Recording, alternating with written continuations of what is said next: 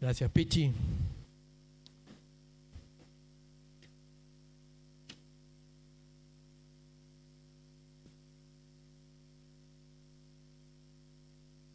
Muy bien.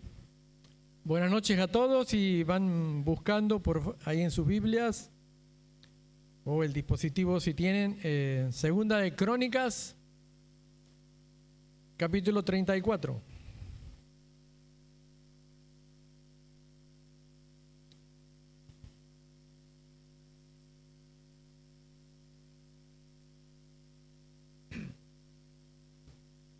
Vamos a orar antes de empezar.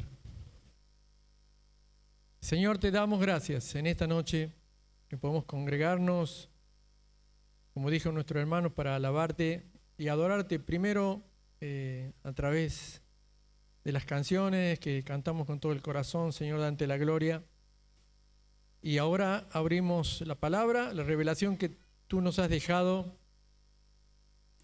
para aprender, para conocer de ti y para buscar de agradarte, Señor, a través de lo que nos dejas en ella.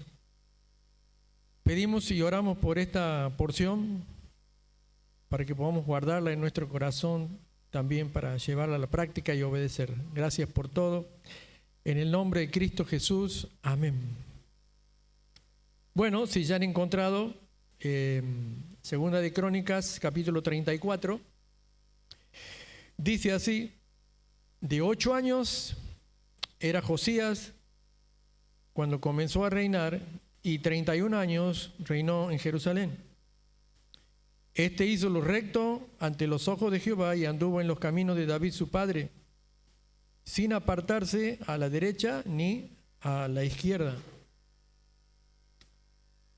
Si es que volvemos para atrás, pero ustedes no vuelvan porque son porciones largas. Josías, cuyo nombre significa Dios que sana, el Dios que sana o el Dios que ayuda en hebreo, está envuelto en un enorme problema, yo diría, más que político y militar, familiar. Desde el capítulo 29 viene una sucesión de reyes o líderes con mucho grado de influencia y la característica que todos son personas jóvenes.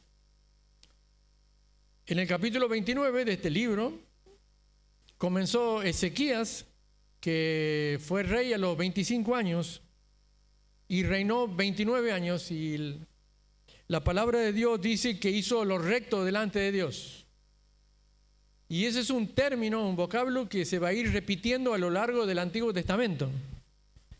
Hizo lo recto, hizo lo incorrecto, hizo lo bueno, hizo lo malo, ¿no? Y después de Ezequías, que tuvo sus cosas y sus debilidades, sus problemas, sus orgullos y sus vanidades en algún tiempo, que le costaron muchos problemas, luego de él vino Manasés. Y Manasés entra ya en el top 10 de los peores reyes que pudo haber tenido Israel. Corrupción, idolatría extrema, inclusive hasta hizo pasar a sus hijos por cosas aberrantes. Pero tiene una particularidad este Manasés, porque ya fue parte de la profecía en que iba a llevar ser encarcelado en un imperio que invadió.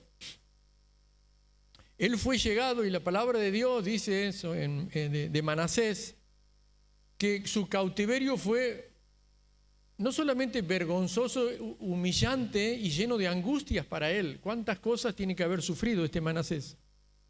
La particularidad está que en medio de todas las angustias que él pasó, se inclinó, oró y se humilló, y esa es una de las pocas veces en el Antiguo Testamento que dice que Dios oyó su oración. Y vos dirás, pero Dios siempre oye, siempre escucha. Pero estos oye tienen la particularidad cuando Dios atiende la humillación y la motivación de la oración para actuar sobre la base del arrepentimiento y dar una segunda oportunidad para el cambio. Por eso el título Con Dios, todo, subrayado y en negrita, todo es posible. Y el arrepentimiento y la humillación lo pudo, porque dice que en esta segunda oportunidad él fue restaurado de esa posición de encarcelamiento, tortura, vergüenza, encadenamiento, volvió a su ciudad y volvió a reinar, y tuvimos un Manasés completamente diferente del que habíamos visto ya en la plenitud de su vida, porque él hizo todo lo malo posible y llevó a toda la población a la idolatría, que es algo que el Señor disciplinó muy fuertemente en Israel. Pero después de Manasés, ahí surgió su hijo Amón. Y este Amón parece que fue 2 veces peor que el padre, ¿no? Y él comenzó a reinar a los 22 años. Manasés había comenzado a los 12, este a los 22. Fue tan perverso el reinado que duró 2 años y los siervos del palacio lo mataron. Y después la gente del pueblo mató a los que mataron al rey.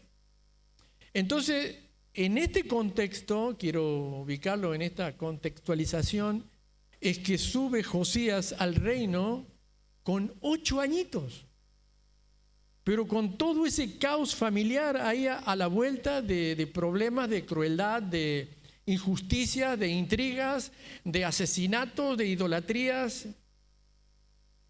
Él sube e hizo lo recto, Claro, mirándolo desde aquí, en el desarrollo de su vida, Dios dice en su palabra, hizo lo recto. Lo recto está asociado con la verticalidad. Probablemente ya no se use, pero siempre los albañiles usaron el hilo y la plomada. No sé cuántos de aquí ustedes le conocen a la famosa hilo y plomada. Es un hilo y un peso en la punta que por la fuerza de la gravedad hace que el hilo siempre sea 90 grados perfecto. Entonces este dice que tuvo una verticalidad para con Dios perfecta, y el texto en el versículo 1 dice que así como el hilo no se aparta ni a la derecha ni a la izquierda, este no se apartó ni a la derecha ni a la izquierda, anduvo en los caminos de su padre. David no era su progenitor, era su antecesor, mucho antes. Pero dice que los caminos de él es una metáfora para decir que anduvo en su forma de vida, en su estilo de vida. Y recuerden que David era alguien que tenía el corazón conforme al corazón de Dios. Él tenía una verticalidad, David. Y Josías con sus 8 añitos, ¿no? Y a partir de ahí, él comenzó a vivir eso. Ahora, cuando habla de lo recto en el Antiguo Testamento, podríamos decir que hay una especie de analogía en el Nuevo Testamento, como para entender lo que es la palabra recto, es cuando Jesús mira a los discípulos. Y es como si Jesús se parara delante tuyo en esta noche y te haría una pregunta, mirándote a los ojos, y te diría: ¿me amas? ¿Me amas?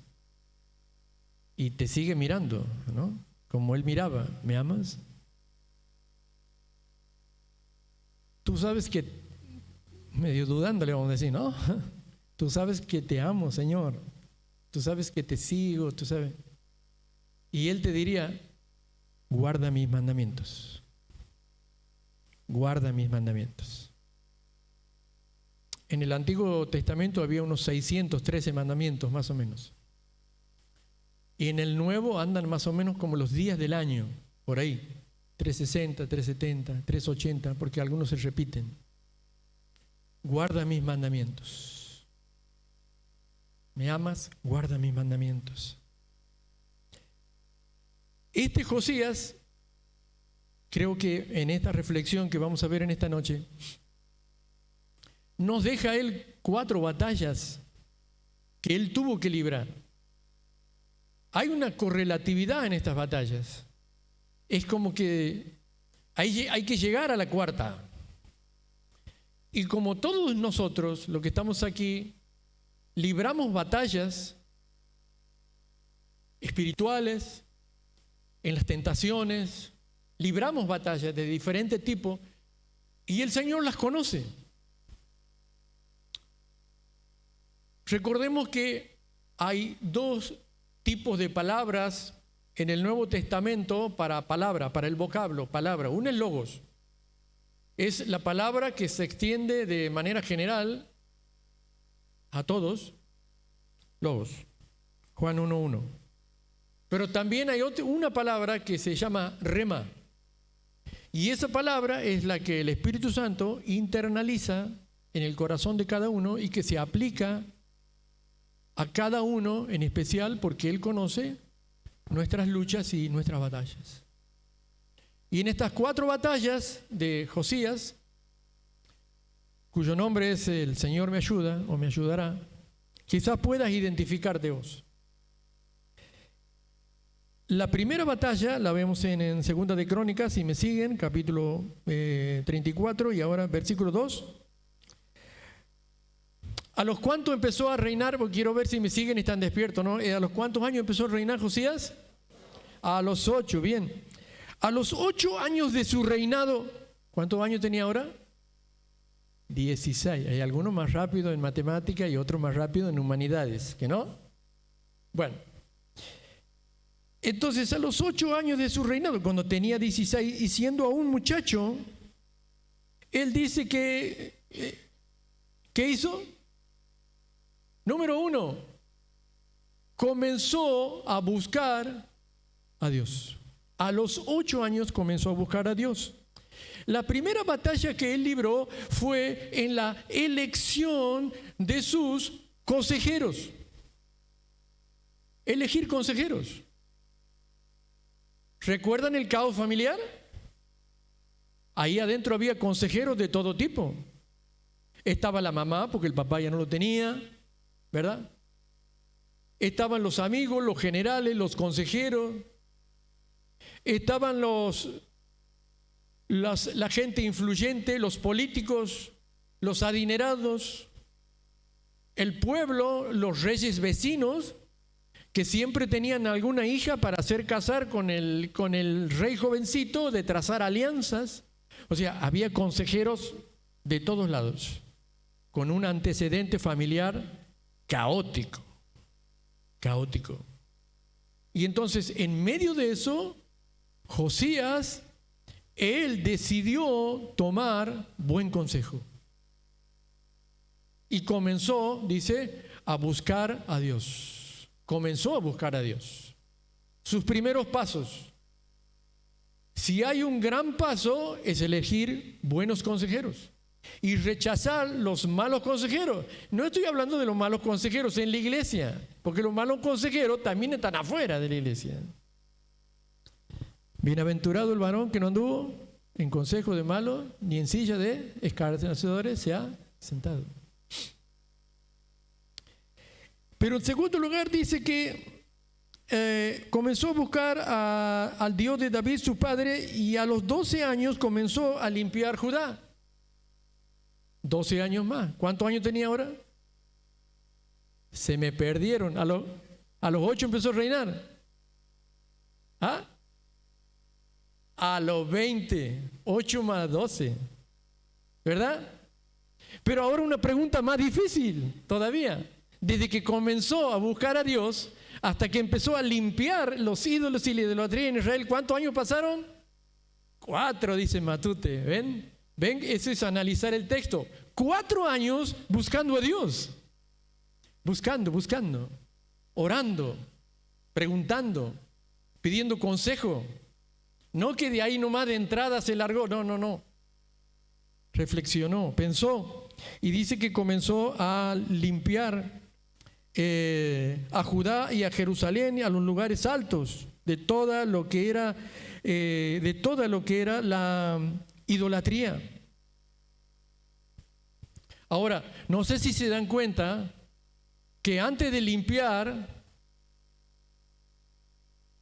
hay que limpiar adentro. Porque él empezó a derribar ídolos y altares y a influenciar para que el pueblo busque a Dios. Pero primero el trabajo de Josías fue interior. Primero tuvo que limpiar adentro. Para limpiar adentro hay que conocer a Dios. Tenemos que conocer a Dios, si no, ¿qué vamos a saber qué es lo que hay que limpiar? Y eso te da discernimiento para ver todos esos lugares en mi corazón, de mi carácter, de mi orgullo o de mis debilidades, que yo tengo conciencia de que tengo que limpiar. Y después de eso puedo salir quizás a aconsejar a otros para limpiar. Bueno, malos consejeros. La primera batalla de Josías fue elegir buenos consejeros. El mundo está lleno de malos consejeros. El filósofo alemán Nietzsche dijo una vez, Dios ha muerto. Lo que él no supo después de muerto, que nacieron muchos dioses, con minúscula. Y ustedes dirán, ¿cuáles dioses? El Dios del placer, el endiosamiento del cuerpo, de seguir a las superestrellas, el Dios mamón del dinero, el Dios del poder, el Dios de la moda que permanentemente nos está influenciando y nos hace perder identidad como cristianos, porque lo único que hacemos es seguir la moda. Somos esclavos de las tendencias de la moda y las tendencias que marcan las redes sociales. El Dios del orgullo y del hedonismo. Se cambió el amarás a tu Dios. Se cambió al amarás a tu prójimo como a ti mismo por mejor amate vos mucho y a tu prójimo olvídalo.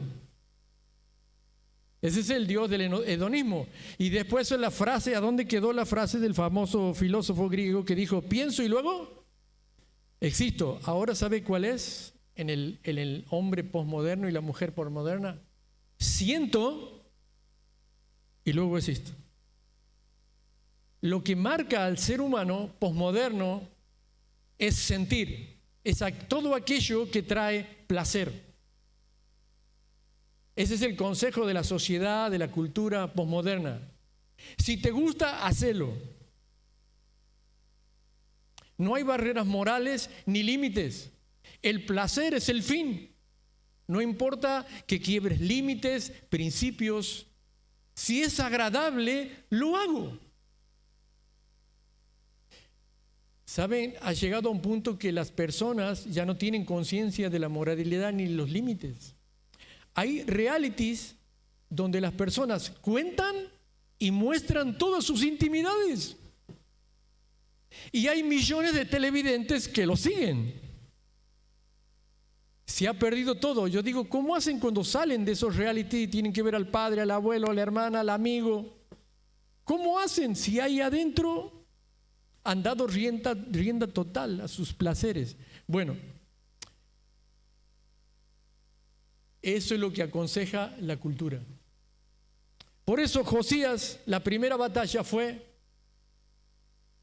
elegir sus consejeros. No solamente dentro de la iglesia, sino no ser presionado por la sociedad, ni por la cultura, ni por el hombre moderno. La segunda batalla fue la batalla de la mente. La batalla aquí en la mente. Y recuerdan ustedes que yo les había comunicado y les había dicho, dice que él primero comenzó a buscar a Dios. Luego que él comenzó a limpiar su pasado. ¿Sabe? Tenía un pasado muy denso. No fueron años, fueron décadas. Ezequías reinó 29 años, Manasés reinó 59 años. Amós, 2 años, casi 70, 80 años de idolatría. Todo el pueblo estaba contaminado, lejos absolutamente de Dios. De Dios. Ahora mira lo que dice Segunda de Crónicas, capítulo 34 y versículo 18.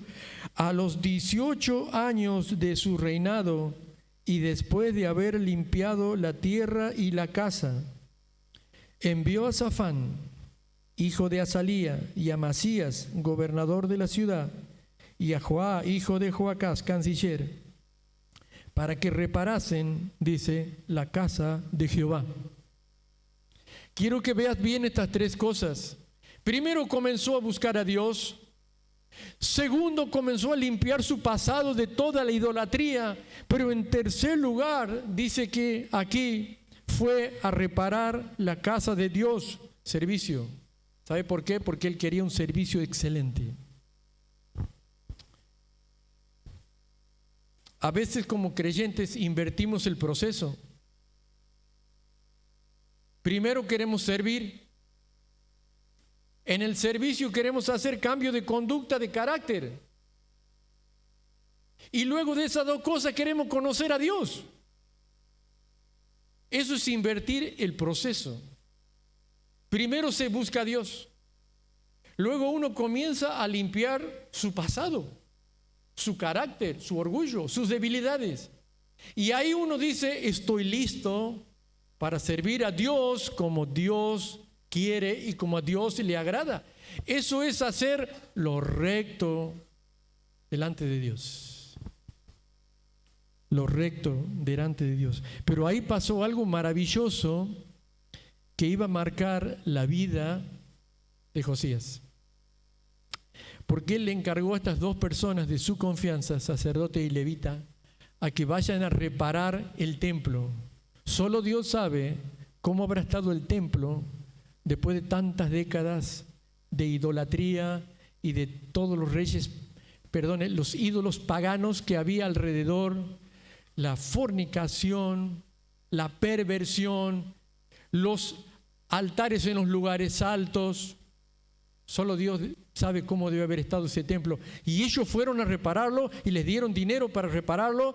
Pero cuando estaban buscando entre todas las cosas ahí en el templo, encontraron algo increíble.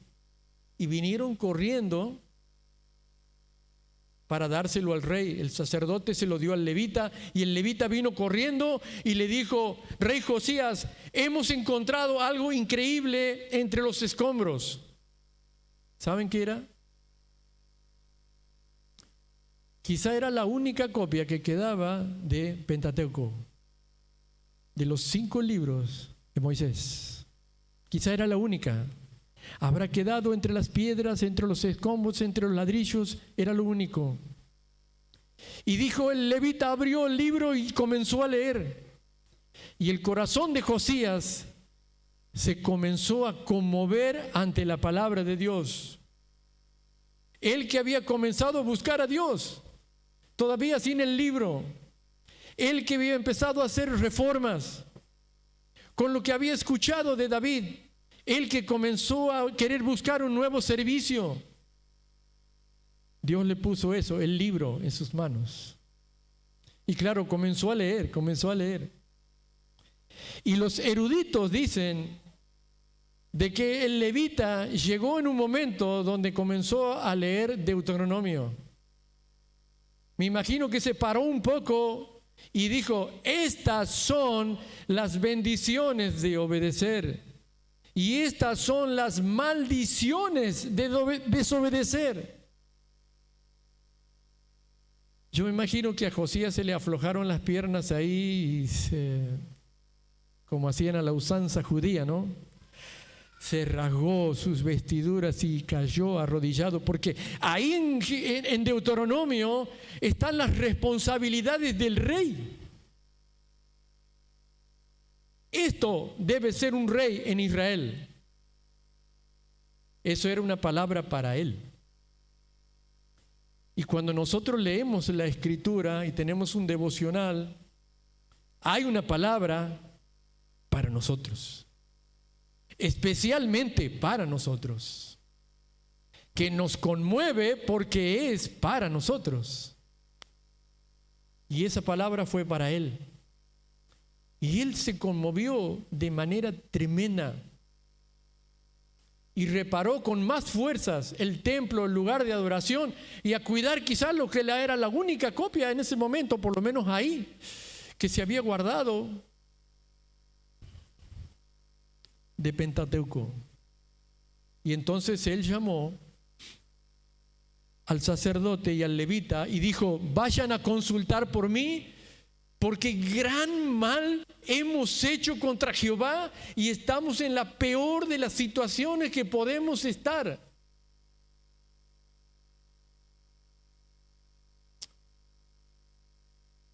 Y Dios se comunicó y dijo: así dice Jehová, no voy a postergar mi disciplina. Han llevado a mi pueblo a la idolatría. Han hecho lo malo delante de Dios. Han olvidado al Dios vivo y verdadero. Voy a cumplir la palabra que dije en Deuteronomio: maldiciones por haber dejado al Dios único, vivo y verdadero. Pero díganle a este rey Josías, que en este momento tenía ya 26 años, que nada de lo que voy a hacer va a suceder en su tiempo. Sus ojos no verán lo que voy a hacer a este pueblo. Bueno, Josías se le iluminaron los ojos, por lo menos, dice, por lo menos no me va a tocar a mí.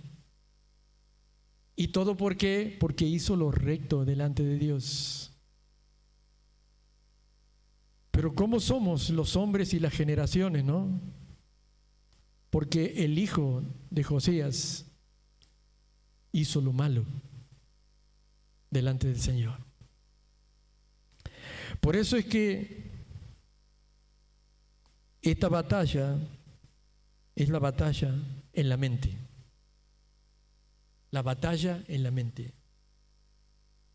Buscar a Dios, limpiar el pasado, buscar nuevas oportunidades, enaltecer el servicio y buscar a Dios en su palabra, que Él habla en nuestro corazón. Hace rato hablaba de una cultura hedonista, la cultura del placer, la cultura del sentimiento, que es la de hoy. Pero también esta es la generación, la de ahora, y la de sus hijos, Dios sabrá, la más vulnerable de todas las generaciones a la adversidad y a los problemas. Porque esta generación, en el placer, en el hedonismo, en la cultura de cuidarse a uno mismo y hacer lo que le gusta, se ha refugiado en el aislamiento, se ha refugiado detrás de un computador, se ha refugiado en la soledad, se ha refugiado en sus propias cosas. Entonces la adversidad lo conmueve, es vulnerable a todas las pruebas de la vida. Es muy vulnerable. Hay naciones industrializadas que en este momento están produciendo películas, videos, programas y aplicaciones que ellos mismos las tienen prohibidas en sus países. ¿Sabían ustedes? Ellos las prohíben en sus países.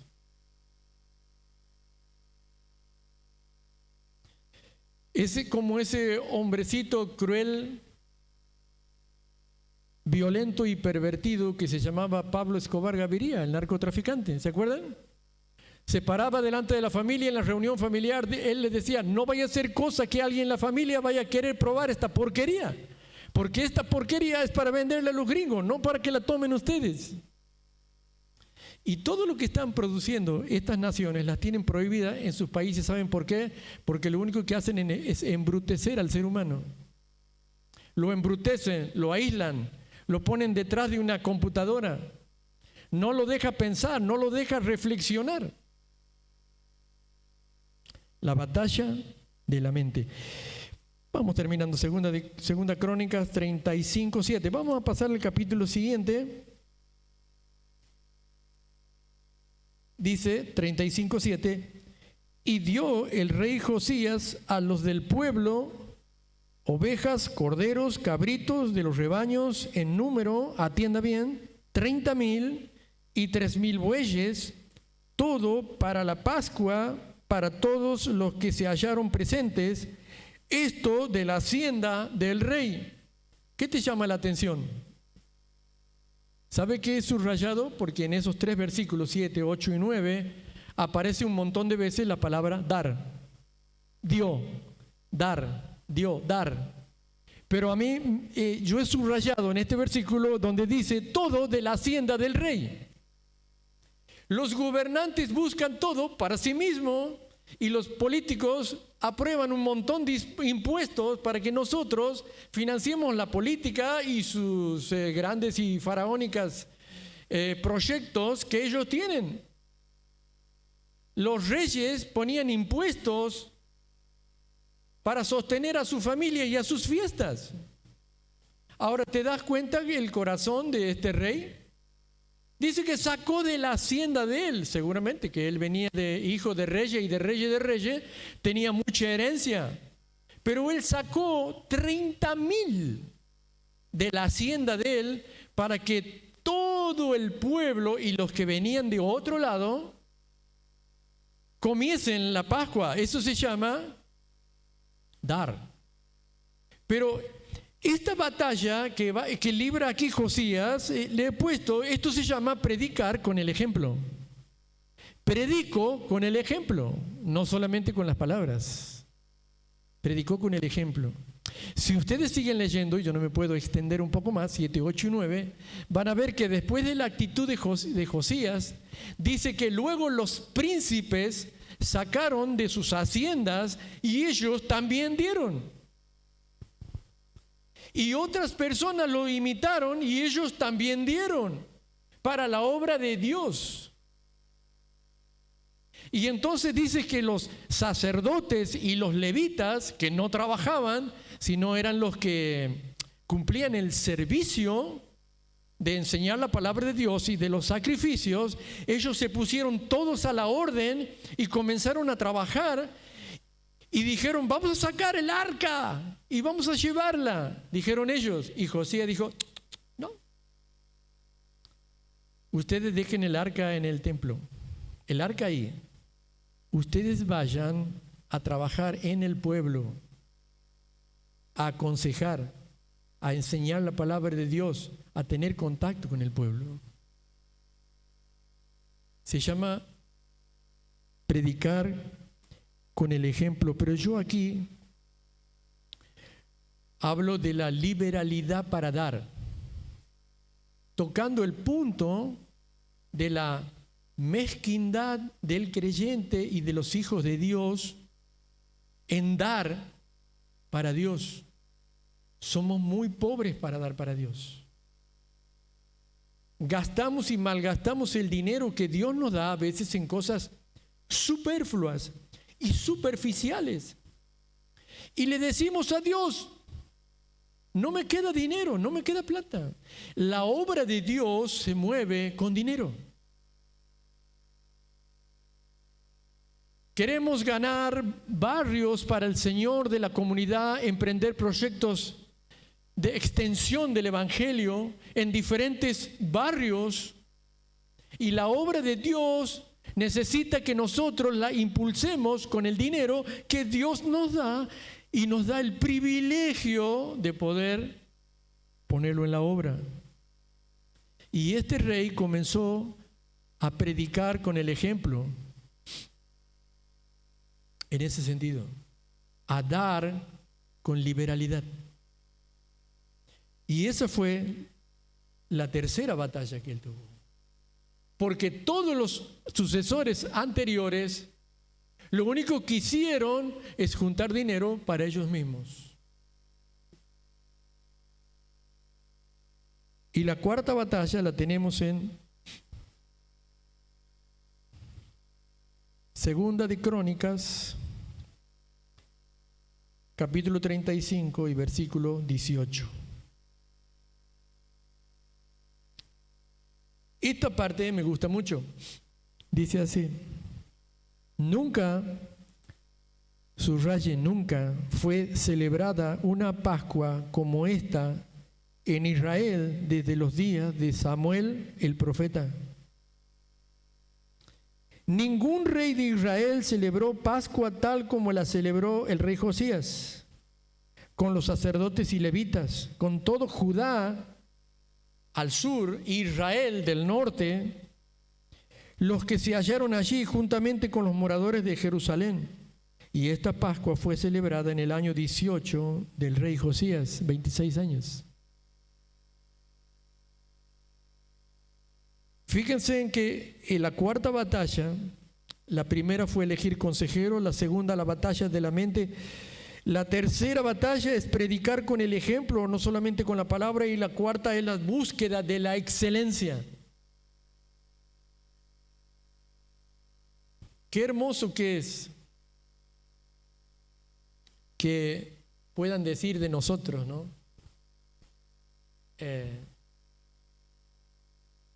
Nunca esta iglesia estuvo tan linda, tan hermosa, tan bien pintadita como estuvo en esta generación.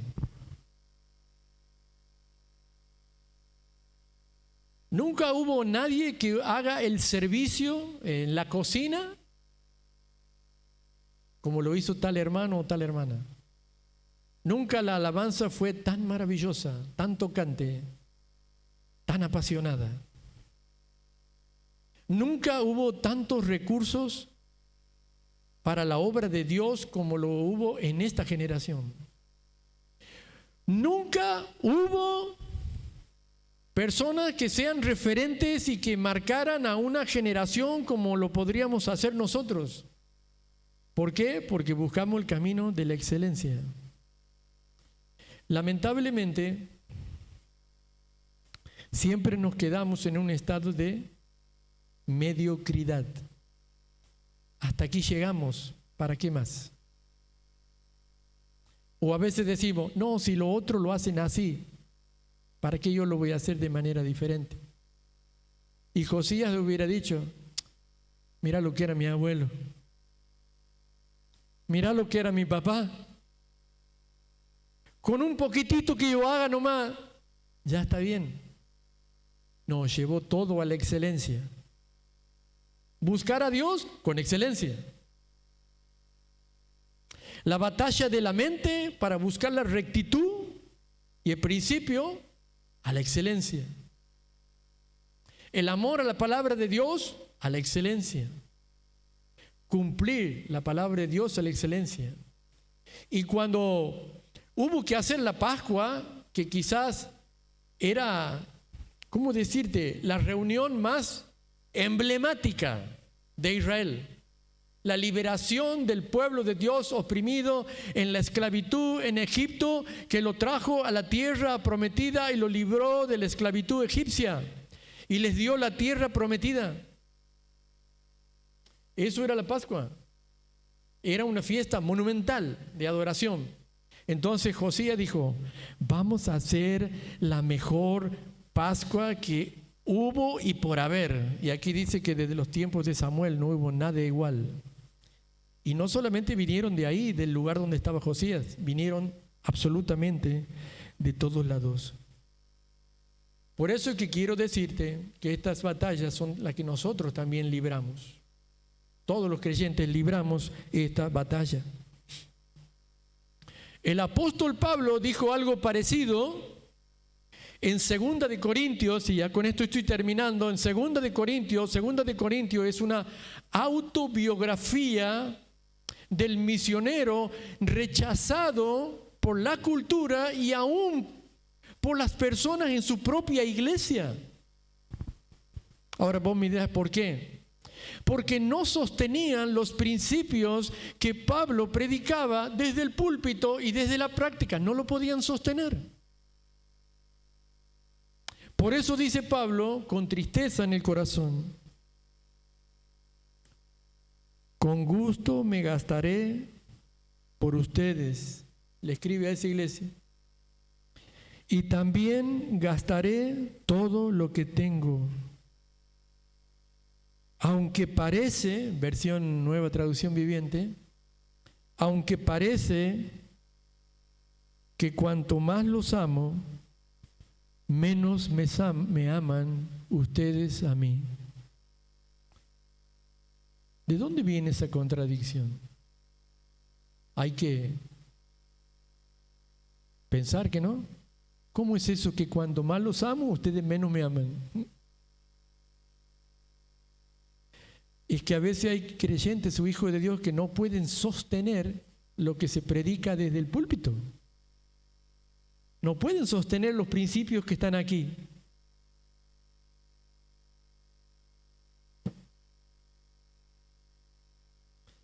Dice, dale a un consejo a un sabio y te amará. Y si le das a un necio, ¿qué pasa? Te va a aborrecer.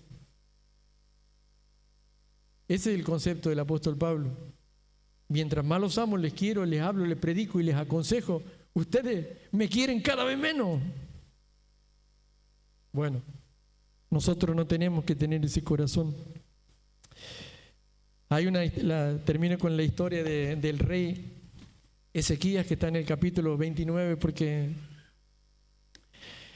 Ezequías hizo lo recto delante de Dios, pero al final tuvo una prueba, una batalla muy grande, porque vino un imperio del norte, tremendo imperio.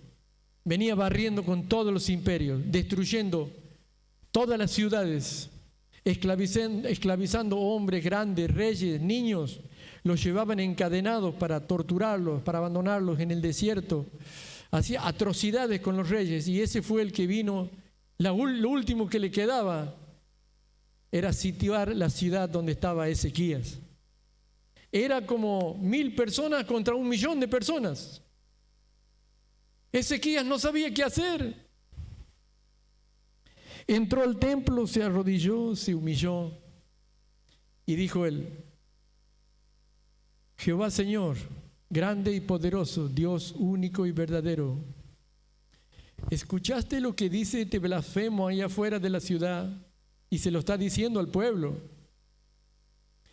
Dice que si él derrotó a todos los dioses y volteó a todos los ídolos de todas las ciudades, ¿quién es Jehová para que no se humille delante de él? Este rey decía: Ezequías les miente. Y Ezequías dijo: ¿escuchaste, Señor, lo que dicen? Se cayó Ezequías e inmediatamente el Señor habló al profeta Isaías, que andaba por ahí cerca, seguro que bien afligido, él también, el pobre. Y vino Isaías y le dijo: así dice Jehová el Señor, ni una flecha entrará en esta ciudad. Yo, Jehová, lo digo, grande y poderoso. Así como vino, se irá humillado por el mismo camino donde vino. Y esa noche bajó el ángel de Jehová y mató a 180,000 soldados. Y este rey tuvo que volver. Llegó a su tierra, se arrodilló delante de su Dios. Vinieron 2 de sus hijos y lo mataron. Ezequías aprendió la lección. Con Dios todo es posible. ¿Podemos decirlo de nuevo? Con Dios todo es posible. Con Dios todo es posible. Oremos. Amado Señor, tú eres nuestro Dios grande, poderoso, único, verdadero y santo. Y podemos decir que tú eres nuestro Padre. El Dios que sana, el Dios que ayuda, el Dios que nos llena de paz y también el Dios que nos libra de una multitud de problemas y de adversidades.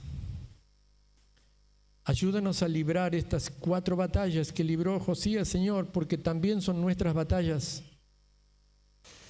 ¿A quién estamos escuchando? ¿Quiénes son nuestros consejeros?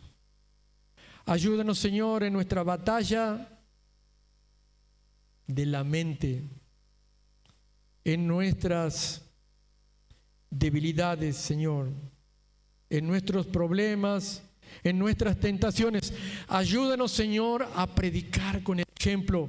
Y aquí en la liberalidad y en la generosidad, Señor, hacia tu obra, que no seamos mezquinos, Señor, para con tu obra.